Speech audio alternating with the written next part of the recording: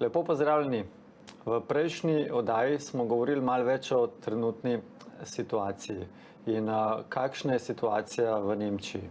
Danes pa, še preden začnemo, bi vam prav tako želel postaviti dve vprašanji. Ali bi bilo lepo, da bi bili Slovenci najbolj pismen narod na svetu? In ali ste za to, da skupaj naredimo prvi korak v tej smeri? Če ste na obe vprašanji odgovorili pritrdilno, potem absolutno smo na pravi frekvenci. In verjamem, da bo čas, ki ga boste tudi danes namenili, koristno porabljen in da bodo informacije, ki jih boste v nadaljevanju slišali, bodo tudi za vas pozitivne in jih boste lahko pozitivno izkoristili. Danes je z nami prav poseben gost, gospod Pavel Richteršič. Dobar dan. Pozdravljeni. Mečkam, da vas predstavim našim gledalcem. Gospod Pavel Richteršič se že od leta 2002 ukvarja z premoženjskim svetovanjem. Konkretno je na področju zavarovalništva, vzajemnih skladov in plemenitih kovin. Po poklicu ste metalurški tehnik in diplomirani ekonomist, smer premoženjsko svetovanje, tako da vam je področje zavarovalništva, investicij, naložb že poznano, še posebej pa zaradi tehničnega in ekonomskega znanja radi izpostavite tudi znanje o plemenitih kovinah. Diplomirali ste na GEA Collegeu na področju premoženjskega svetovanja oziroma osebnih financ. Predavate na različnih finančnih in nefinančnih institucijah. Med ostalim ste gostovali na nacionalni televiziji, v oddaji Polnočni klub, sodelujete v sklopu večgeneracijskega izobraževanja in finančnega opismenjevanja v osnovnih in srednjih šolah. Ste soavtor knjige Dva Gorenjca o šparanju, ki ste jo napisali skupaj z poznanim specialnim pedagogom Markom Juhantom. V prejšnji oddaji smo omenili, investicija v znanje prinaša največje donose. Verjetno se strinjate z mano, je tako? Absolutno. Super. Tako da predlagam, da kar gremo na sklop vprašanj. Danes imamo rekordno nizke obrestne mere. Javni dolg se je za korona krizo zopet začel prekomerno povečevati. Denar brez kritja, lahko rečemo, da banke ga kreirajo vsak dan več in več. Kako ocenjujete trenutno situacijo? Ja, gledajte, vse drži, kar ste povedali, pravzaprav samo tukaj je bolj pomembno neko drugo vprašanje, ker za večino ljudi so to neka vprašanja na akademski ali ne vem kakšni strokovni ravni, z njim se pa pravzaprav enostavno ne morejo poistovetiti. In tukaj bi dal primer, recimo, kot primer, da bi država, ne vem, uzakonila, da avtobusi lahko vozijo 30 km/h. Večina od nas bi verjetno rekla, sej, mene se to ne tiče, jaz nimam avtobusa, z osebnim avtom se lahko peljem pač hitreje. Seveda težava pa nastopi, če se z avtobusom vozim v šolo, službo ali kam drugam. Glejte, in podobno bi dal primerjavo tudi s državnimi obveznicami. Večina ljudi državne obveznice nima, saj jo ni kupila direktno. In enostavno to razumemo kot nekaj, če imajo državne obveznice pač negativen ali ničelni donos, to za mene nima nobenega vpliva. Vendar žal so državne obveznice eden glavnih naložbenih segmentov, recimo kar precejšnjega dela zavarovanj, pokojninskih skladov, obvezniških vzajemnih skladov in podobno. To se pravi, da to ima vpliv pravzaprav na vsakega od nas. Mogoče bi podobno lahko rekli tudi, ne vem, z obrestnimi merami, saj kaj pa se mene tiče, če so obrestne mere nič, če kredit se ne nazadnje, še to zelo dobro.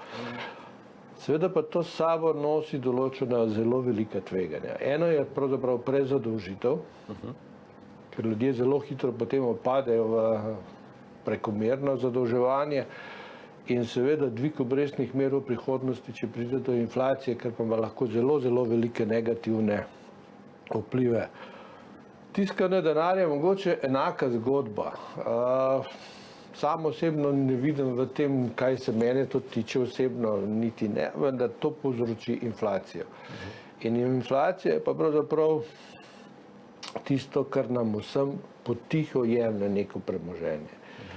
In tukaj bi še posebej izpostavil pojem kupne moči.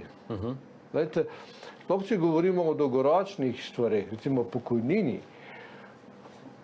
se ni pomembno, ali bom jaz dobil čez 20 let 1000 evrov rente, ali bom dobil, ne vem, 500 evrov rente. Pomembno je, kaj bom za ta denar takrat kupil. Ko so se pogovarjala pred oddajo, ste mi omenjali razvrednotenje denarja oziroma koliko smo lahko leta 91 kil kruha kupili, pa koliko ga lahko danes za isti denar, ne? Ja, to je recimo zanimiva primerjava, recimo leto 91 oziroma ko je prišel ven tolar, vsi se verjetno spomnimo Prešerna, za njega smo dobili takrat 27 kg črnega kruha. Za enega Prešerna? Za enega Prešerna. Danes je recimo, če ga tam malo naprej na Banki Slovenije še vedno lahko zamenjamo, bomo dobili 4,2 evra. Koliko je pa to kruha, pa mislim, da ve vsak od nas. Se pravi, dejansko skozi obdobje na kratek rok ne vidimo, da se dejansko denar razvrednoti, ampak ko gledamo 10-20 let, pa to že dejansko... Pa to res že veliki procenti oziroma... Še eno, bom rekel, zelo zanimivo primerjavo ste mi omenili, Big Mac pa zlato. Ja, res je. To je zanimiv indeks, ki ga je The Economist pravzaprav skreiral, to je prav Big Mac indeks. Ideja je, da dobiti nek produkt, ki se praktično prodaja po celem svetu. Big Mac ravno takšen je. Skoraj v vseh državah. In tukaj je pravzaprav tisto, da so primerjali leta 2002, je bil gram zlata 11 evrov in za ta denar ste recimo dobili 4 Big Mace. Danes pa praktično za 11 evrov dobite dobra 2 Big Maca, če bi pa imeli gram zlata, ki danes stane 50 evrov, pa dobite kar dobrih 12 Big Macov. Ja, zdaj v bistvu, če gledamo pozitivno, razvrednotenje denarja skrbi za naše zdravje, ali kako potem? Točno tako. Ja, mogoče, se pravi, s tem so se dotaknila malo načela kupne moči. Kaj bi mogoče glede na kupno moč v prihodnje, kaj pokomentirali še na to temo? Glede, kupna moč v prihodnosti je seveda zelo odvisna od stopnje inflacije, katero bomo pač imeli. Danes smo v fazi, ki pač statistična inflacija praktično jo skoraj da ni. Seveda je pa količina denarja, ki ga pravzaprav dnevno dajemo v obtok ravno zaradi reševanja situacije, kakršna je tudi ta trenutek s COVID-om, je seveda vprašanje inflacije v prihodnosti še kako aktualno. Takrat pa seveda pomeni, da lahko današnjih 1000 evrov ni vredno več tako rekoč skoraj nič. Menite, da kakšna obstaja razlika med statistično inflacijo pa, bom rekel, realno inflacijo za normalnega človeka? Nekje na internetu sem našel neko spletno stran, ki govori o tako imenovani shadow statistics. In tam sem prebral, da je nekje ta realna inflacija merjena po, bom rekel, parametrih iz leta 1980, nekje vsaj 2 do 3 odstotne točke višja, kot statistična v tem trenutku. Da, poznam tudi to stran in dejansko se z vami tudi strinjam, ker namreč eno je, kaj pravzaprav govori statistika, drugo pa je, kaj pravzaprav nekdo občuti inflacijo. Namreč za inflacijo je tudi pomembno ne nazadnje, kaj kupujemo. Če, ne vem, na primer nekdo kadilec in se cigarete podražijo, to za njega je nek inflacijski pritisk, za nekoga, ki pa ne kadi, pa seveda s tem nima izzivov. Super, zanimive informacije. Predlagam, da zdaj bomo naredili kratek predah. Po predahu si bomo pa pogledali, kakšne so nekje navade Slovencev pri razporeditvi premoženja in pa kakšen konkreten nasvet za njih. Hvala lepa. Kamen na kamen palača, zrno na zrno pogača, evro na evro se pa splača. A ne, gospod Richteršič?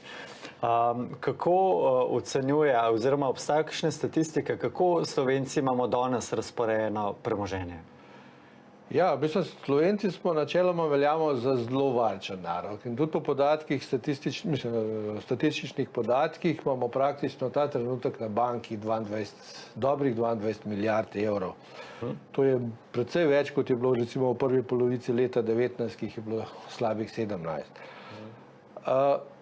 Vendar to je samo ena plat zgodbe. Druga plat zgodbe je pa pravzaprav, kje imamo ta denar. In tukaj je pravzaprav mi je zelo zanimiva primerjava, ki jo najdete v knjigi Tona Robinsona Money Master the Game, kjer primerja zgodbo s darovanjem organov po smrti. In zanimivo je, da v določenih državah, naprimer v Nemčiji, je ta odstotek darovanja recimo nekje okrog 12%, v Avstriji pa celo 99%. In razlog je pravzaprav v vprašalniku, kako je postavljen vprašalnik. In namreč potem razlaga, da se ljudje, predvsem v težkih konceptualnih vprašanjih, najraje držimo pravzaprav tiste default opcije, te opcije, ki nam jo ponudi. In isto se dogaja z našim denarjem. Ko ljudje dobimo plačo na TRR in nam na koncu meseca nekaj plače ostane, potem ta ostane, kar po defaultu ostane, preprosto na banki. Čeprav bi bilo pa mogoče bolj logično, da bi to namenili v kakšno drugi investicijski kanal. Torej, pač govorila sva, da Slovenci smo torej precej varčen narod, ne? Čeprav vedno pravimo, da nimamo dosti denarja, ne? Ampak kaj pa lahko še potem spremenimo na boljše? Glejte, imel sem in zelo zanimiv pogovor s upokojenim profesorjem ekonomije in mislim, dejansko je debata šla v smeri, da je pravzaprav vsak finančen produkt orodje. Glejte, ko govorimo o orodju, kladju, kleščah, vilci, nožev, nihče od nas nima izzivov, ko pa govorimo o finančnih orodjih, imamo pa velikokrat izzive. Težava pa nastane v temu, da nas tega nihče ni učil. Šolski sistem nam pravzaprav o denarju prav veliko ni povedal, tako da smo tukaj pravzaprav več ali manj samouki, oziroma starši so nam povedali pač po svojih najboljših zmožnostih, kar so pač seveda znali. Ja, kako bi potem to lahko popravili, ne? Se pravi, na eni strani smo rekli, različni produkti so kot različno orodje, ne? Zdaj, kako pa se lahko naučimo to orodje uporabljati, to pa predvidevam, da moramo investirati v znanje, ne? Ker znanje praktično pod črto še zmeraj prinaša najboljše donose, ne? Kaj predlagate, se pravi, kako ne se tega lotimo starejši ali pa otroci? Ja, drži. Poglejte, tukaj se bom kar navezal na knjigo, ki sva jo pisala z gospodom Juhantom, Dva Gorenca o šparanju, in sva dejansko to imela v misli. Kakšen je pristop do učenja otrok in oziroma pristop do odraslih. Seveda sam nisem nek pedagog, da bi ne vem kaj o vzgoji otrok lahko povedal, ampak bom pa povzel par idej oziroma misel gospoda Juhanta. Recimo, on govori o tem, da če želimo otroka navaditi na delo z denarjem, je podobno kot ga navaditi pometati. Teorija ne funkcionira, enostavno je treba dati metlo v roke oziroma denar v roke. Tukaj govorim predvsem o žepnini. To se pravi, žepnina naj bo nek znesek, ki ga pač lahko damo, ne prevelik znesek, to je lahko, ne vem, kinder jajček ali podobno, in ga razdeliti na teden. Zato, da je več izkušenj kot mesečni.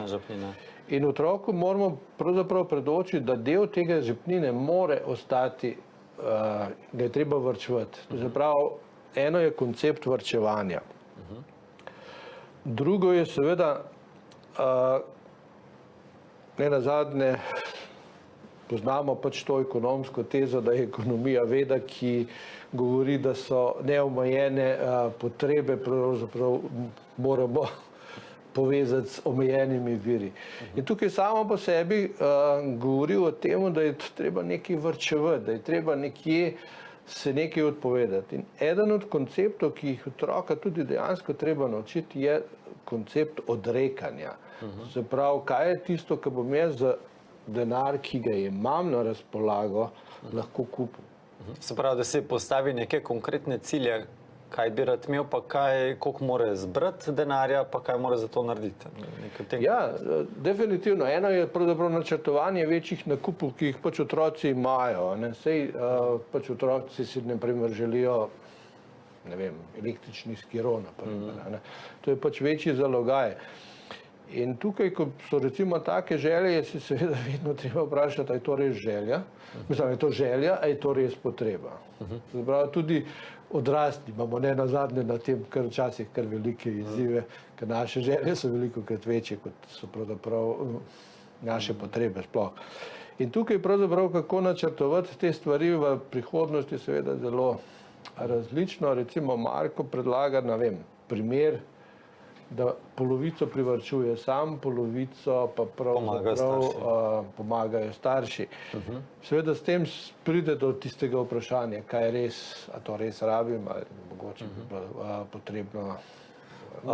Ne vem, v katerem delu knjige je, ali je v vašem ali od gospoda Juhanta, ki je govoril o investiciji v znanje. Ne? Se pravi, kako otroka zmotivirati, da bi se angažiral in doštudiral srednjo šolo ali pa končal srednjo šolo, pa šel potem na fakulteto. Ne?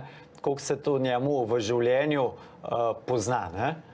Drži, to je v Markotovem delu knjigo. Marko je dejansko računal, koliko pravzaprav pride ura učenja, koliko otrok v uri, ki jo nameni učenju, dejansko zasluži.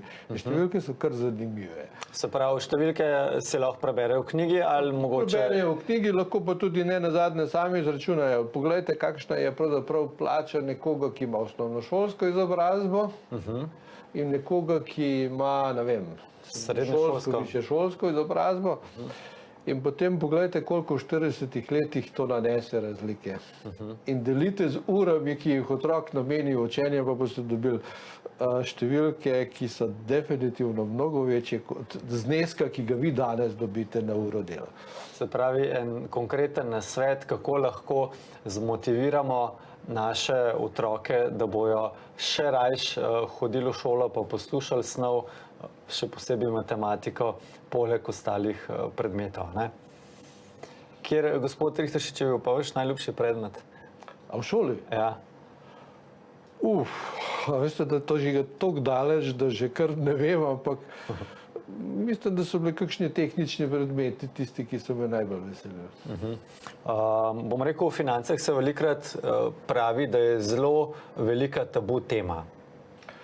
Ja, s tem bi se jaz kar strinjal. Recimo, če povzamem svojo zgodbo. Mene je šolski sistem, oziroma imeli smo eno mlado učiteljico takrat, nas je prvič učila o spolni vzgoji v 3. razredu osnovne šole. Če sem čisto odkrito, nisem imel pojma, kaj mi hoče povedati.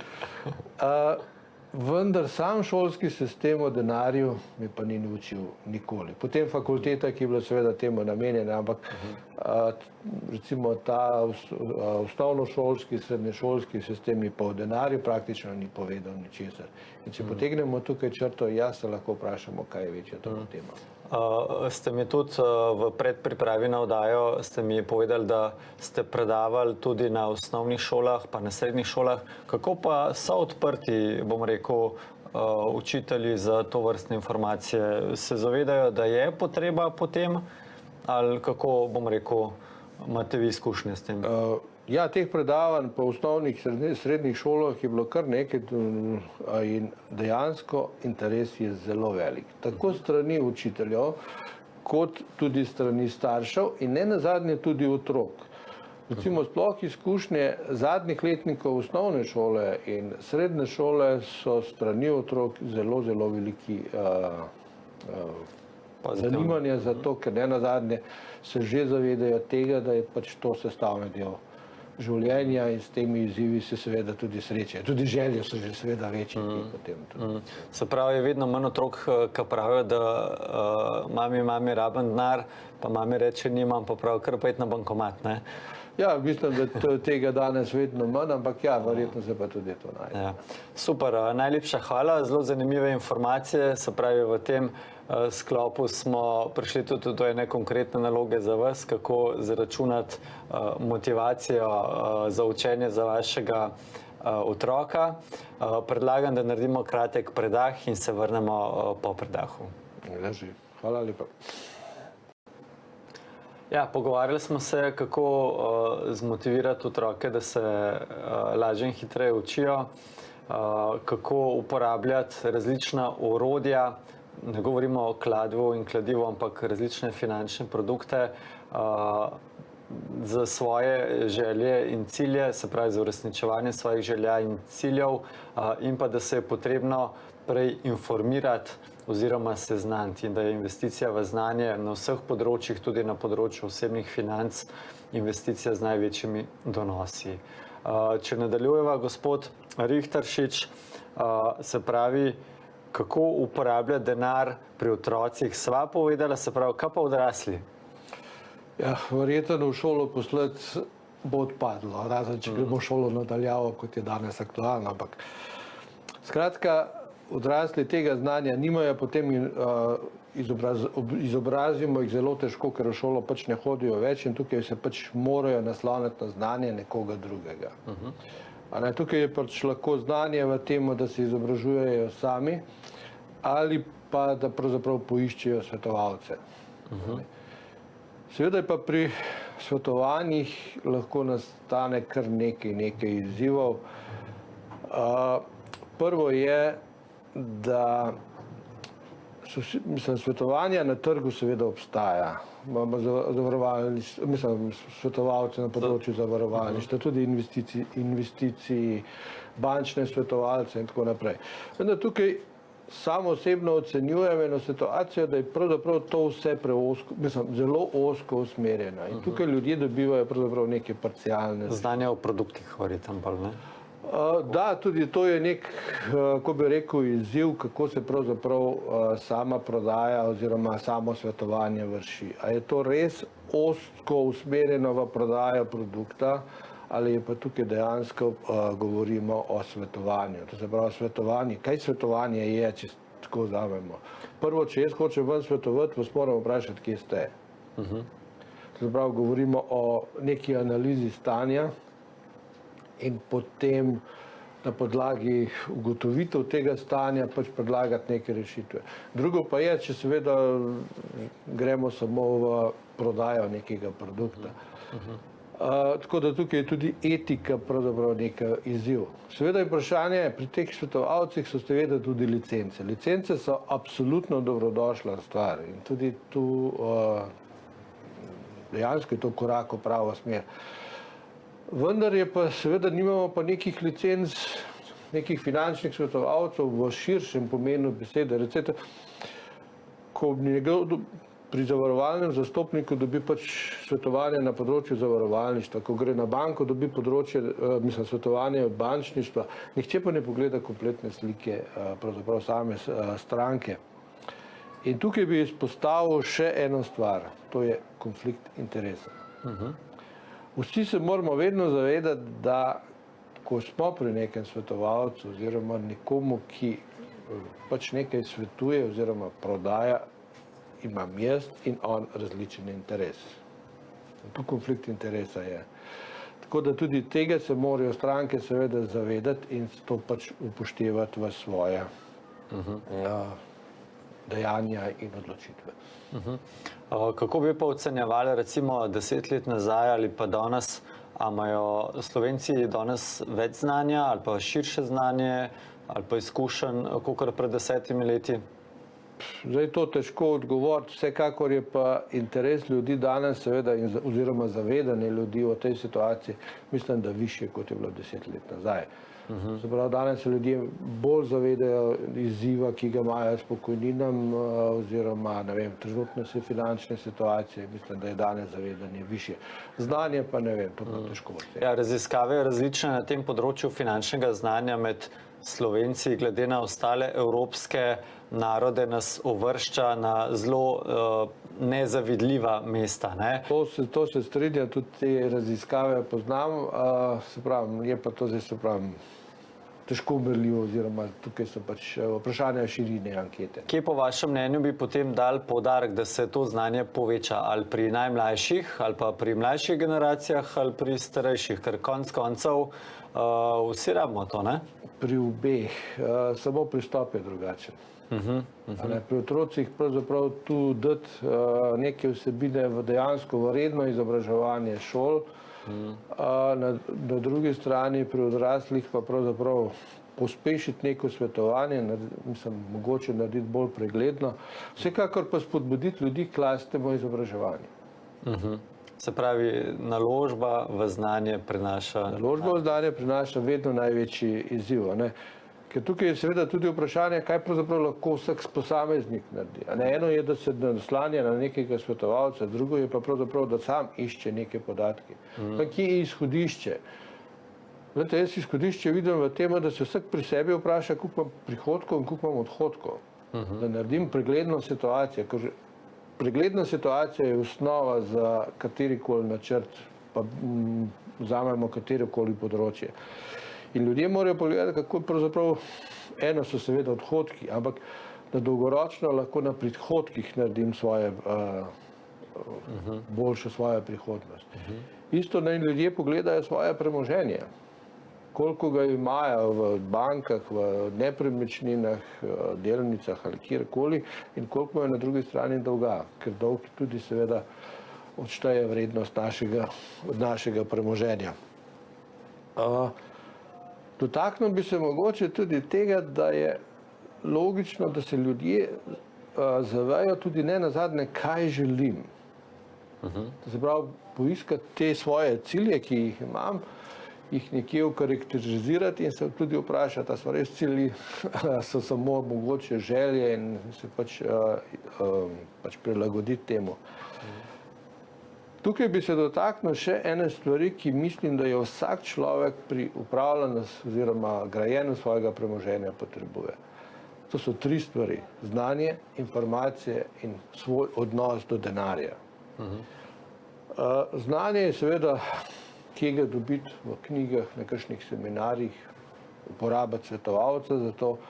Informacije, ja, gledajte, medije je treba tudi na tem področju pogledati, bi se pa tudi dotaknil odnosa do denarja. Tako imenovana psihologija financ je zelo, zelo pomembna. Včasih mogoče celo bolj kot stroka. Kakšen je naš odnos do denarja, kako z denarjem počnemo, ali ga imamo v neki kepi v žepu ali imamo mogoče zloženega v denarnici. Vse to kaže naš odnos do denarja. Glejte, sam velikokrat uporabim izraz, da je s premoženjem križ.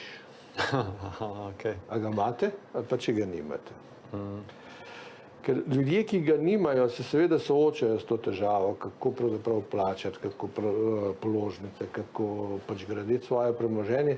Tisti, ki ga pa imajo pa izzive, kam z njim, kaj z njim početi, kaj narediti, da ga jutro ne bo manj,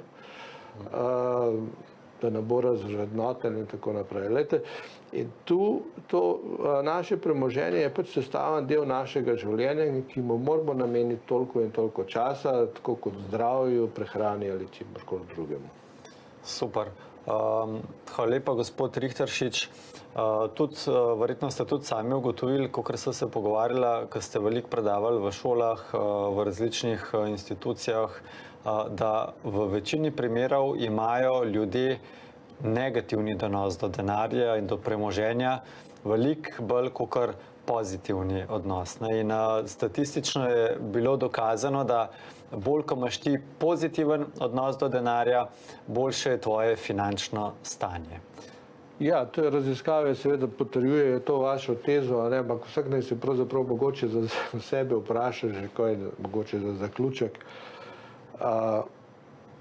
Kaj se mislim o denarju? Je dober ali je slab? Kaj se mislim, ne vem, o premožnejših ljudeh, uspešnejših ljudeh? In bomo mogoče že dobili kar precej točen odgovor, kakšen je naš odnos do denarja. Super. Najlepša hvala. Predlagam, da počasi zaključimo. V naslednji oddaji se bomo pogovorili z gospo Obrč Jereb, premoženjsko svetovalko, ki ima veliko praktičnih izkušenj pri tem, kako se sploh lotiti varčevanja, na kaj treba biti pozoren pri varčevanju, kako opredeliti svoje cilje. Skratka, investirajte svoj čas v znanje in se nam pridružite na naslednji oddaji. Hvala lepa.